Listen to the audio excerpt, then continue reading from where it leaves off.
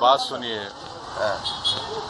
19 जब GB Pant chief minister थे, GB Pant मुख्यमंत्री थे, रात के अंधेरे में उसमें मूर्तियां रख दी गई। मेरी मस्जिद थी, है और रहेगी। उन्होंने मूर्तियां नहीं निकाले और फिर वहां पे कलेक्टर थे जिनका नाम था नायर साहब मस्जिद बंद करा के वहां पर पूजा शुरू कर दिए और 1950s में नायर साहब जनसंघ के पहले मेंबर ऑफ पार्लियामेंट बने। फिर 1986 में लॉक्स खोले गए, बगैर मुसलमानों को सुने। बूटा सिंह शिलान्यास कर दिए। 6 दिसंबर 1992 को सुप्रीम कोर्ट को ये वादा करके बीजेपी संघ परिवार बाबरी मस्जिद को डिमोलिश कर दिए, शहीद कर दिए। और बीजेपी के पास ये मुद्दा कब आया?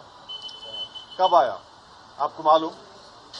आप लोग मालूम बीजेपी कब उठाई? 1989 में पालनपुर में बीजेपी रेजोल्यूशन पास करी। विश्व हिंदू परिषद जब फॉर्म हुई, जब तो राम मंदिर नहीं था। महात्मा गांधी बोले क्या? महात्मा गांधी इस बारे में बोले, उन्होंने तो बहुत बड़े, उन्होंने तो हे राम बोल के मारने वाला गोली मारा उनको गोडसे, उनके जबान से ही तो निकला था। वो बोले क्या? नहीं बोले। तो ये पूरा एक सिस्टमैटिक तरीके से भारत के मुसलमानों से ये बाबरी मस्जिद को छीन लिया गया। सुप्रीम कोर्ट का यकीनन फैसला है। सुप्रीम कोर्ट हमारे मुल्क की आखिरी एपेक्स कोर्ट है। टाइटल सूट था, तो टाइटल सूट में सुप्रीम कोर्ट ने ये कह दिया कि फेथ की बुनियाद पर हम ये जगह मुसलमानों को नहीं दे सकते। सुप्रीम कोर्ट ये भी कह दिया कि वहां पर मंदिर को तोड़कर मस्जिद नहीं बनाई गई। ये सुप्रीम कोर्ट ने कहा उस जजमेंट में। और मैंने सुप्रीम कोर्ट के जजमेंट आने के बाद ये रिएक्शन आपको मीडिया को दिया था कि एक सुप्रीम कोर्ट के रिटायर्ड चीफ जस्टिस थे, उनका नाम जस्टिस JS वर्मा नाम था। उन्होंने सुप्रीम कोर्ट के बारे में कहा था कि supreme court is supreme but not infallible. ये उन्होंने कहा था, मैं फिर से कह रहा हूं। और मैंने उस वक्त ये कहा था कि ये जजमेंट आने के बाद ऐसे कई मुद्दे खुल जाएंगे, जिसको अंग्रेजी में बोलते हैं Pandora box will be open.